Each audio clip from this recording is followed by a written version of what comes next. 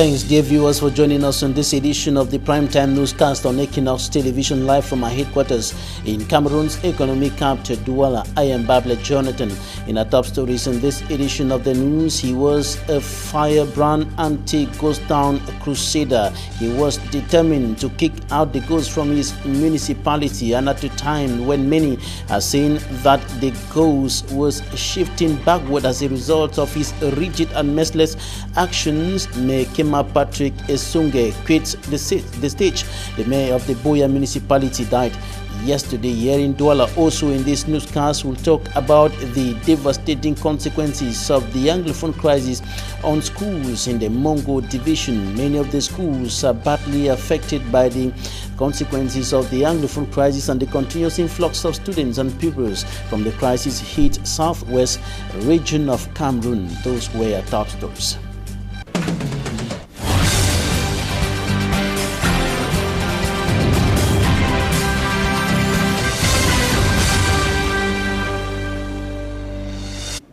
He was constantly on the field, moving from one part of the municipality of Boya, southwest regional chief town, struggling to kick out the ghosts from his municipality. He was determined to end Operation Ghost Town imposed by pro-independence fighters in the two Anglophone regions of the country. He was determined to ensure that economic activities are going on in full gear in his municipality, even on Mondays. With regards to the traditional Operation Ghost Town, he was determined to ensure that his municipality was alive, and now he is no more. He quit the scene yesterday.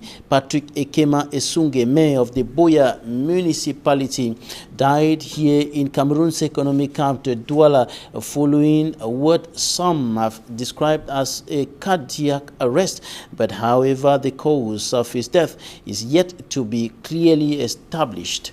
Details with Derek Jato, a correspondent in Boya.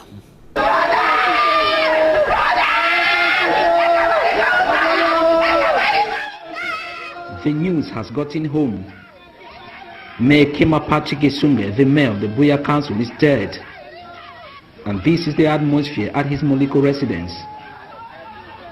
Reports say he died in Douala Sunday morning, October 27, 2019. Mayor Kema Patrick Esunge left for Douala from Boya just that morning. Sources close to the deceased family told Equinox Television. At the moment, the corpse of Mayor Kema Patrick Esunge is deposited at the mortuary in Douala. Sources say the exact cause of his abrupt death has not been established. As the mayor of Boya Council since 2013, Ekema Patrick Esunge has been on the spotlight after welcoming President Paul Biya in 2014 in Boya. The man Ekema Patrick Esunge prepared the town of Boya for the African Women Cup of Nations in 2016. Then the Anglophone crisis later that year kept the man Ekema Patrick Esunge at the center. It was Ekema Patrick who warned the conveners of the Anglophone General Conference that such a conference would never take place in Boya. Many will remember Ekema Patrick as that man who fought the ghosts head-on, always on the field, to inject life into town, especially on Mondays. Ekema Patrick Esunge was many things to many people. On the political page, the man Ekema Patrick was a stepping stone to some and a stumbling block to others. The business community in Boya, especially shop owners, have their definition of who the man Ekema Patrick was. Still on the crisis, the man Ekema Patrick Esunge has been kidnapped so many times by the separatist fighters on the social media. The government, on her part, on many occasions publicly defined the man Ekema Patrick Esunge as a firebrand, tenacious, a true Cameroonian, and an example of patriotism. After his participation at the major national dialogue in Yaoundé, Mayor Ekema Patrick Esunge lastly spoke to Equinox Television Friday, October 25, 2019, at the Boya Regional Hospital, where he came to officially hand over 2 ambulances to the Buea Regional Hospital on behalf of the Buea Council. And 2 days after, the man, Ikema Patrick Esunge, is gone. He will never be seen again, but many say his deeds are still here to be seen. Buea-based correspondent Derek Jato now takes us into some of the rigid and merciless actions of Ikema Patrick Esunge, the Ghost Town Crusader, the anti-Ghost Town Crusader. The separatist fighters are approaching, and the Buea helpless population is again trapped in between. Hey, they're there already. I beg. It is 3 p.m. Sunday, April 7. In Moleko, the social heartbeat of the city of excellence, day 4 of the controversial imposed 10 days lockdown in Fako Division by the separatist leaders. A siege is evident at checkpoint. The separatist fighters are on the street, and the military forces closes in. Seconds later, the heat is on.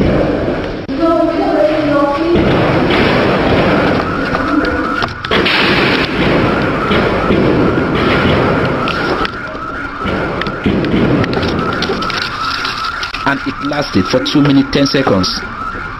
No one is killed in the exchange, but this taxi burned by the separatists is a mark left behind, indicating that they were here.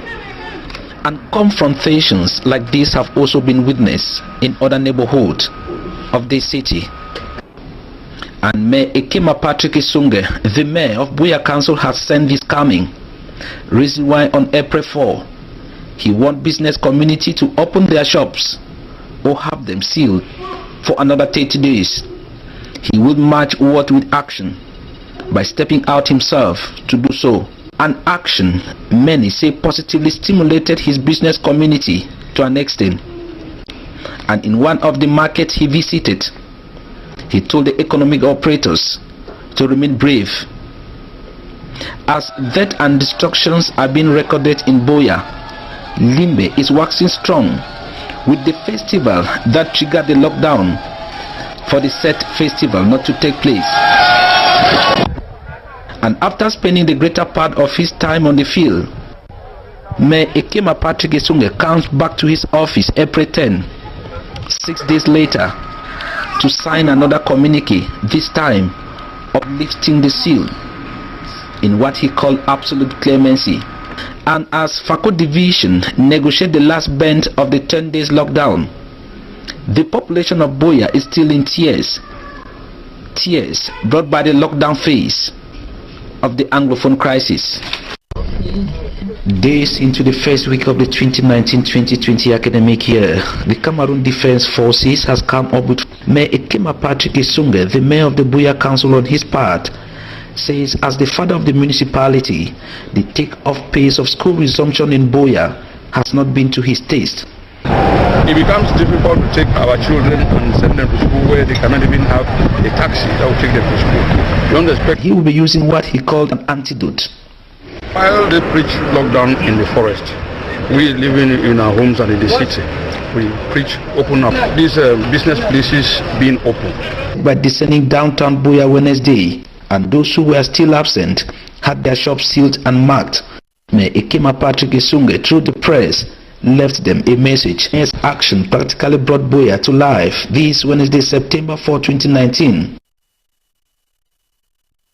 And in one of his last interviews to Equinox television, he said the situation, the socio-political and economic situation of the Buea municipality was gradually returning to normalcy. He highlighted the adverse impact of the Anglophone crisis on the council that was living mainly on state subvention. And he also said that he was determined to make sure that Buea municipality goes back to how it was before the Anglophone crisis. Take a listen to Ikema Patrick Esunge in this last interview he granted to Equinox television. The situation has been ongoing for slightly above 2 years, and the population has adapted to the new dispensation, and of recent, the population has indicated signs of sign on the ongoing situation, which they think is exaggerated.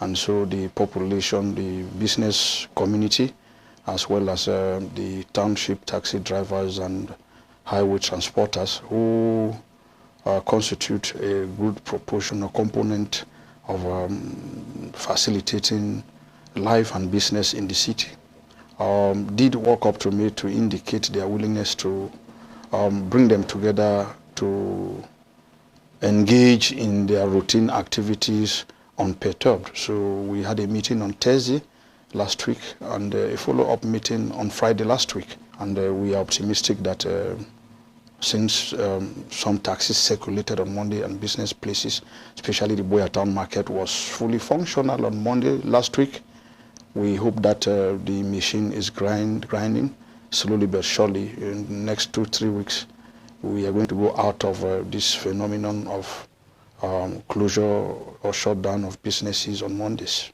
Well, it has impacted enormously on the income situation of the council. 2016, the Boya Council stood tall in the midst of the ongoing imbroglio. 2017, we started with realizing some setbacks. 2018, it became more serious that throughout the year, the Boya Council did not collect a single dime on the global pattern, and which is one of the foundations of the economy of the council. The council virtually survived in 2018 thanks to subvention from the state. Kema Patrick Esunge of the Boya municipality in one of his last interviews to Equinox television. And coming up, Derek Jato takes a look at the picture of the Boya municipality on this Monday, Operation Ghost Town Day, after the death of the anti-Ghost Town crusader. Derek Jato. 2 p.m. Monday, October 28, 2019, the first Ghost Town Day with that Mayor Kema Patrick Esunge in Boya.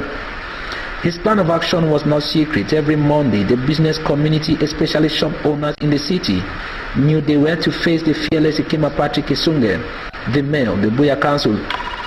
Even his opponent can attest that he kept the tenacity for 3 years, and his action was a plus to the government, reason why most often he was given a go-ahead tap on his shoulders by the highest authority of the region, who at some point accompanied the lead mayor to the field. And to Musoke Lucas Lionga, the fact that taxis are in circulation, though few, and many shops open on a Monday in Boya, indicates that the seed Mayor Kema Patrick planted is growing. Actually, today is Monday and we can see many taxis passing today, and many taxis are working even today Monday. We know that Kema Patrick Esunge is not against human beings, but he is for the fact that people should go ahead with their activities and people should not stop their economic activities, which is bringing them food on their table. But his absence is a loss on many fronts. So it's a great political and economic loss to the people of Boya and the nation of Cameroon as a whole. I wish to say that the government is going to take some time and probably a lot of time to be able to have a replacement of Kema Patrick Esunge. Boya city dwellers, even those who never shared his philosophy, cannot dispute the fact that when it came to mobilization, Mayor Kema Patrick Esunge had no match. At one time, a leader of the separatist fighters promised to offer 10 million francs CFA to any person who will bring Mayor Kema Patrick Esunge to them, the separatists. Some say it was a true indication that they knew his weight. Many in Boya say the name Kema Patrick is synonymous to bravery and fearless. But now that Kema Patrick Esunge is gone, who will be the next Kema Patrick of Boya? His replacement will not be easy because even if they put a new person to that person needs time in order to have a mastery of what Boya is and the Boya municipality. Critics say Mayor Kema Patrick Esunge did not win all his battles, but some school of thought have it that Mayor Kema Patrick's unmeasurable courage is a lesson. The death of Mayor Kema Patrick Esunge, who was recently decorated and named Nyamoto Patolo, meaning the great warrior by the chiefs of the South region, is the talk of the town.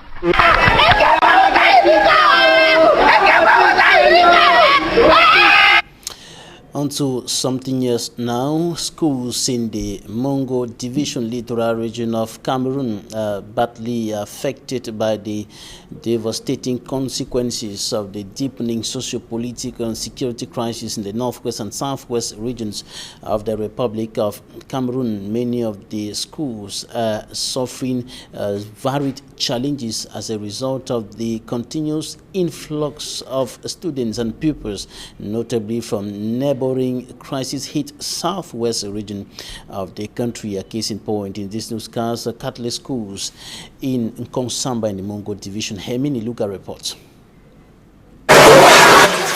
In Konsamba, several schools have opened their doors to students and pupils displaced as a result of the socio-political crisis yet to be resolved in the northwest and southwest regions. And among these schools is the Konsamba Catholic School. Having received above 250 school children, the school staff is today challenged with management issues due to the increased number of school children from the crisis-hit regions. Déjà, c'était une année scolaire assez sensible dans la mesure où nous avons eu dans nos écoles et collèges des effectifs assez abondants qu'on n'a pas su gérer. More so, staff members say the lack of documentation as well hinders the smooth functioning of the school. This, they say, would at the long run cause serious negative impacts at the level of examination results, thereby the need to restructure everything. On n'arrive pas à harmoniser les enseignements et les évaluations en connaîtront un coût. And having no choice but to receive the victimized children from the troubled regions, the staff calls on the government to resolve the crisis definitely. Nous interpellons les pouvoirs publics à mettre les moyens en œuvre pour que cette guerre cesse. The staff member says the Catholic Church has, for instance, received some of these children from the crisis-hit regions, most who are today orphans. He says they took the risk to do this, relying on subventions of which they haven't received. Nous avons travaillé comptant sur les subventions. Nous n'avons pas reçu de virement et ça nous a beaucoup fauché. However, while the stakeholders ponder over the welfare of internally displaced children in the Mongo Division, eyes remain directed towards the nation's political capital on a final solution to the crisis in the troubled northwest and southwest regions. And the new divisional officer of the Douala for municipality has been urged by the senior divisional officer of the Uri division to take appropriate and corresponding measures and actions to manage well the continuous influx and, of course, the increasing number of internally displaced persons streaming into his area of command, notably in the Bonaberi neighborhood from crisis-hit southwest region of the country. Details with Immaculate Fogwe. This is Dauda Issa, the new divisional officer for Douala for subdivision. He was installed by the senior divisional officer for Uri, who challenged him to address the problem of insecurity, urban disorder and high influx of Anglophones in the area. Douala for subdivision, especially in Bonaberi, is known for inhabiting a great number of internally displaced Anglophones coming from the northwest and southwest regions of Cameroon. The new divisional officer has been called upon to see into the situation of internally displaced persons living in this area of command. We first of all wish you a welcome in Bonaberi, but let him know that Bonaberi is very critical because the Bonaberi is near Southwest, especially Tico.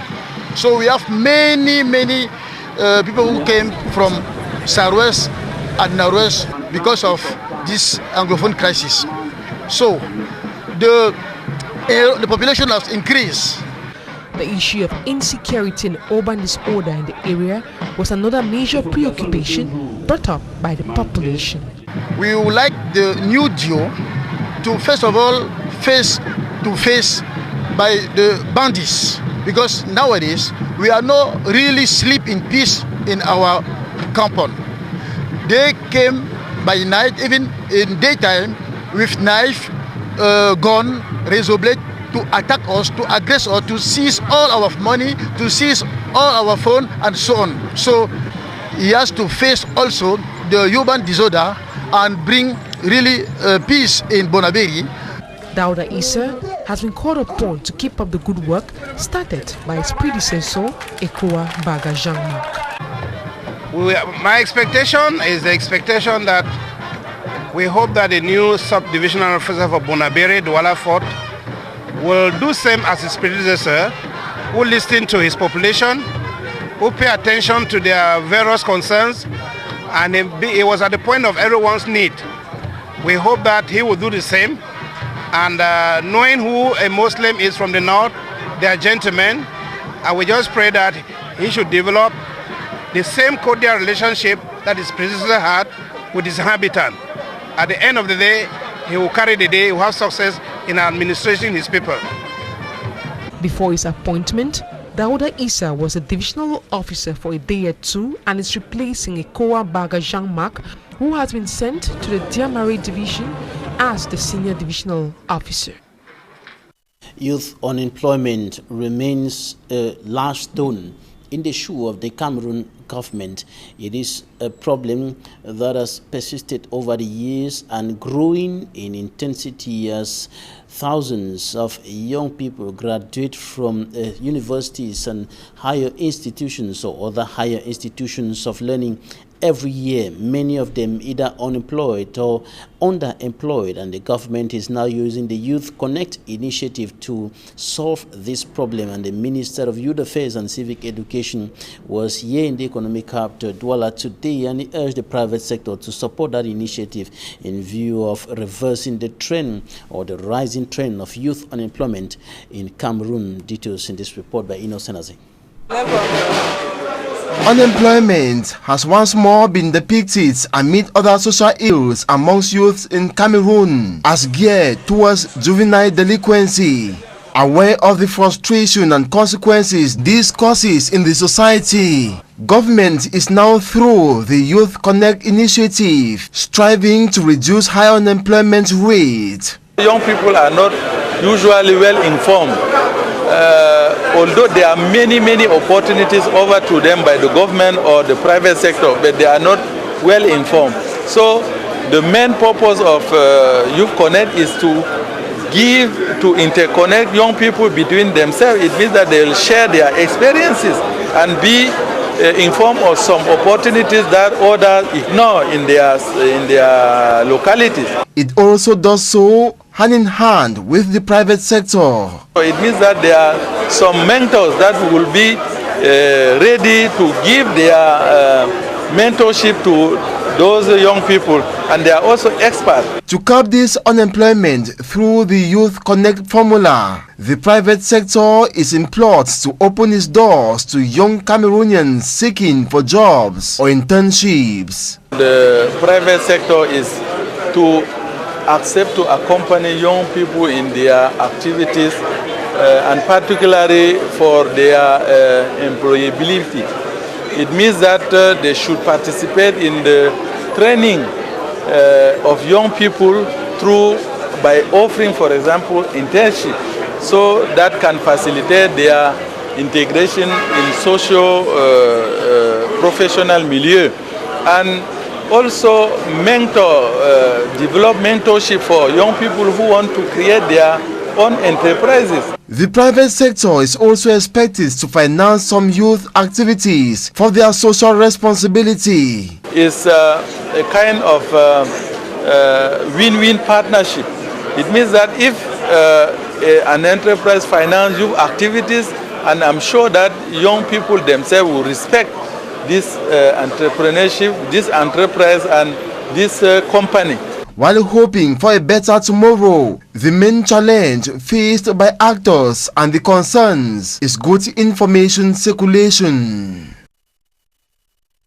And the World Health Organization is stepping up the fight against blindness and other eye infections. This is a problem affecting millions of people in Cameroon, other parts of Africa and the world. And the World Health Organization is now using the orientation that is the contrary, the training manual, the primary eye care training manual to fight eye infections. And this is why these experts gathered here in the economic capital Douala today to be sensitized, to be edified on the primary eye care training manual established by the World Health Organization, notably for Francophone countries. And they are going to be meeting from today to tomorrow here in the economic capital. And for greater details, here's an extract of the Africa Regional Representative of the World Health Organization, Dr. Bastola Pradeep. Take a listen. Blindness has been a problem in Afro region. We have got the data, and we do know that about 5.9 million people are blind in the region, and 26.3 million people have some kind of problem in eye, and they are visually impaired. The other problem is our health task workforce is very less than compared to other regions of the world. It is about 2%. However, we have got about approximately 13% of global population residing in the region, in 47 Afro member states. And to add to that, we are in a region where out-of-pocket expenses are very, very high. It is one of the highest in the world. So ocular problem being basically preventable up to 80%, which can be prevented or treated or cured. And majority of this problem which we find in the Afro region can be avoided. So what we are trying to do is we have launched one manual called Primary Eye Care Manual.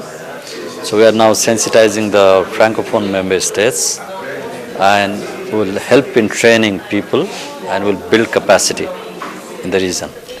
Dr. Bastola Pradeep of the World Health Organization Africa region speaking there, putting an end to the first part of this newscast. Talking Point is up next.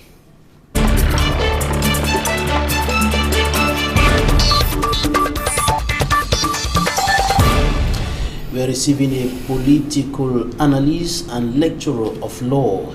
We are receiving John Ako. You're welcome. Yeah, the pleasure is mine. We've not had you on this platform for quite some time now. Yeah, it's been a while. Other social engagement and professional occupation.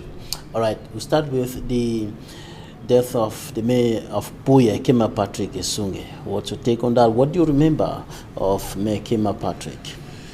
Yeah, if I can remember very well, I would like to say that really death is not what we wish, but death is a certainty. And again, death is a wage for our existence on earth. And that the mayor, Kema Patrick, was once saluted by the state and the government for his fierce support, and as you rightly put it in your report, that he was an anti-ghost town crusader. It is totally controversial that the mayor at his time, when he existed, was voted by his people, again was thought by many as that who turned his back against his own very people. But then many other political opponents of Patrick Ekema might have been wishing for his death, but have always said that death is not a cause for political leadership, that we never use the arm of God to challenge or at times to see that we should be defeated or our opponent should be defeated by death. It simply indicates that you were unable to fight while the individual lives. A strong political opponent, a political actor, should be capable of defeating his opponent while he's alive. Many might have equally realized that it brought a lot of grief to those who depended on him and those who look upon him at that time as a father, while also in some other parts and quarters within the municipality of Buea, some equally were dining and cheering and even celebrating that the monster ahead of them that was capable of working against, instead bringing them down, brought a lot of pain to them, has even given way for a new light in the city of Buea. I will equally like us to talk about those who call themselves the political elite, that in a moment like this, it is always a time of self-examination, that we should look what type of life we had on earth, what type of impact we created, what form of legacy If this is the case, we should understand that life is all about vanity, and that what we do on earth can only be told by those that will live after us. And as we were told by Immanuel Kant's definition of moral consciousness, he said we should live life on earth as a means to an end, rather than considering ourselves as an end in itself, which means our living on earth should be capable of generating impact and giving assistance to others. The more of the assistance we give to people, the more better relationship we create after our non-existence, and that will rightly be the legacy we hope to remember. As you rightly indicated, when the news of his death went viral on social media yesterday, there was a wave of kind of celebration. Some people producing audio feeds and calling on the dead man to rise up and go to Boya and close up shops and things like that. But what do you think about this? Is it the right attitude to put up when a man passes away? Yeah, normally this is what I said, that within the political atmosphere, many might have always been praying for the death of their opponents, but I don't think within myself that in a political milieu, the person that causes you to play better, meaning puts you in an argument position to present the best program, is your opponent. Then we should be capable of proposing something better while they live. And I think, to my greatest understanding, death is a defeat which is natural to every human being. It equally gives us the impression that we were unable to do what he did. We were unable to conquer when he was present. But I still say it very well that in many quarters we cannot equally avoid that some people feel or felt hurt during this crisis and thought it was time for a relief for the city of Boya. Those who could not have their air can breathe the air in the absence of the same person. Remember, life is about for and against. There are a lot of group of individuals that are really praying. I mean, as from yesterday, we witnessed that in Boya, some people were equally jubilating and even drinking and talking about it, that successfully Boya is going to calm down and that they really support the death of Patrick Ekema. But that is what I said, that death is the wages of all of our existence, and nobody should look at death as a cause for defeating his opponent. It is a school. But humanly speaking, is it morally acceptable? Is it correct for someone to be celebrating the death of another? That is, if you are celebrating the death of an individual, then we call them sadism. Those who love to see others suffer, those who love to see others dying. That is what I insist. It is really painful, but then political pundits or opponents always take it as a victory. Within the course of life, where we had, and when you look at the nature of the country, and remember that equally in the zone in the northwest and the southwest, a lot of families might have lost their life within the same crisis, which they look at Patrick Ekema as one of the persons that were totally against the struggle of those who had their own idea within or contrary to that of Patrick Ekema, and they have been willing that there will be any action necessary to put an end to this mess, what they call a mess, where the rules and the rigid understanding of what Patrick Ekema carry as anti-ghost town preaching. But what I still insist is that the political elite should look at the quality of life they live, what they had towards their people. You are an elected person of the people. Do you represent the people after being appointed? Do you represent the people after you won such a political position? What interest, what change did you bring to your people? There are questions we ask. What legacy you have? Will your municipality talk about you after your existence, or your existence only made story while you are alive and cease existing after you are dead? This is the end result. If the world is being read and talk about Jesus Christ today, I'm telling you that we are not talking of what people did to Jesus Christ. They are talking of what Jesus Christ did to people. And so we have an interest in doing good to the people we meet in front of us, to do favor to those who need favor, and try to see how many people we have impacted change in their life. Change is not egoistic. Change is a general constancy of every society and must consider every individual's interests when we are caught in position of leadership. Before the death of Patrick Ekema Esunge, the mayor of the Boya municipality, some people or many people were saying that the ghost, in quotes, talking about ghost town, was kind of shifting backward a little bit because of some of the rigid and merciless actions of the mayor, who went around compelling people to open their business sites, struggling to revive the near-death business climate of the municipality of Boya. What do you think about the future of the Boya municipality in relation to ghost town and other issues related to the if we have to make a revision, I will tell you that within the mayor of Boya, there was one, I still always love calling him because he's very young, but the present Senator Mbelamuki Charles did a lot for that municipality, and I'm telling you that while Patrice Ekema occupied that same position, the people of Boya municipality are always in their mind having the name Mbelamuki, and means they thought Mbelamuki was the right candidate. Even though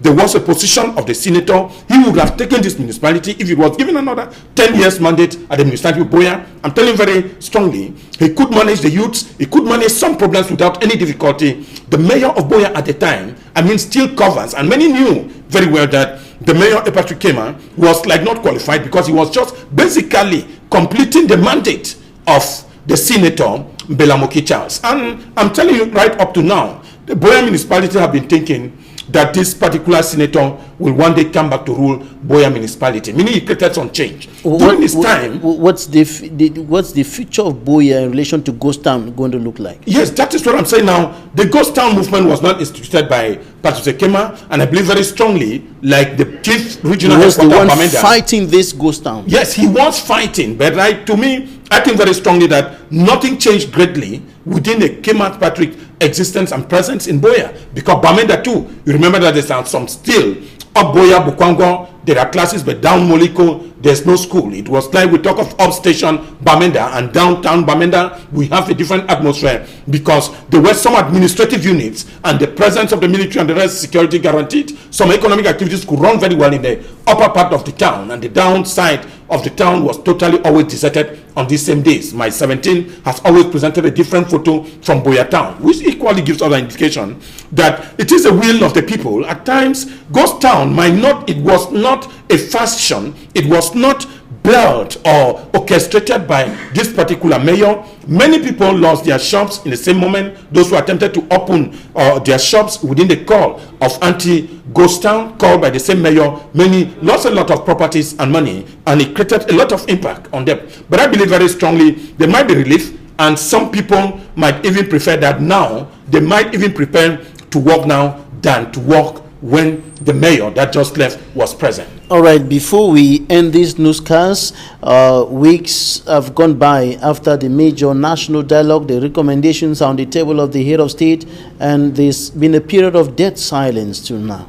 Yeah, Cameroon as a state has a common malaise that of not being proactive, that in handling issues we always give time, and we know very well that several times myself, delay defeats equity. Remember, just after a few days after the dialogue, the president equally took upon his pen to upgrade some civil servants and appoint some or transfer others. We had expected that 2 days or 24 hours, 48 hours after the national dialogue, it was need for the head of state to maybe pass a decree recognizing the dialogue, and if at all, put a push some of the conclusion being made. And to tell you that many of those who participated in Yaoundé are still regretting the fact that where are the resolutions? What has become of them? We are almost a month past, nothing implemented, nothing is even talked about the way forward of the dialogue. But you remember the European Union and the American government are equally presently calling for a second dialogue, which I believe is also disturbing the government in implementing the decision. It might have been one of the reasons, because